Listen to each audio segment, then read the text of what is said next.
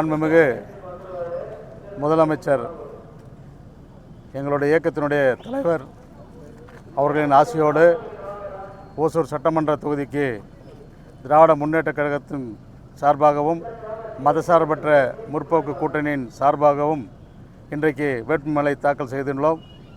மாண்புமிகு முதலமைச்சர் அவர்கள் எப்படி தமிழகத்திலே மீண்டும் 2வது முறையாக அவர் முதலமைச்சராக பொறுப்பேற்கிறாரோ அதே போல இங்கும் திராவிட முன்னேற்றக் கழகம் 3வது முறையாக வெற்றி பெறும் என்பதில் எந்த மாற்று கருத்தும் கிடையாது.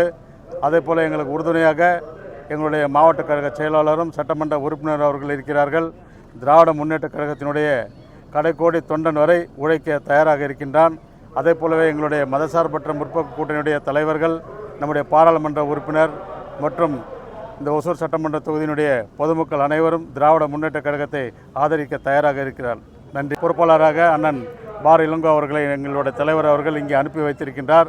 அவர் எங்களோடு இருக்கின்ற வரை அவர் கண்ட எல்லா தேர்தலிலும் வெற்றி கண்டவர். அவர் எங்கெங்கே போய் பொறுப்பெடுத்து அவர் தேர்தல் பணியாற்றுகிறாரோ அந்த பகுதியெல்லாம் வெற்றி வாகை சூடியவர். அவரும் எங்களோடு இணைந்து இந்த தேர்தல் களத்தில் இருக்கிறார். அதனால் திராவிட முன்னேற்றக் கழகம் அதிக வாக்குகள் வித்தியாசத்திலே வெற்றி பெறும் என்பதிலே எந்த மாற்று கருத்தும் கிடையாது.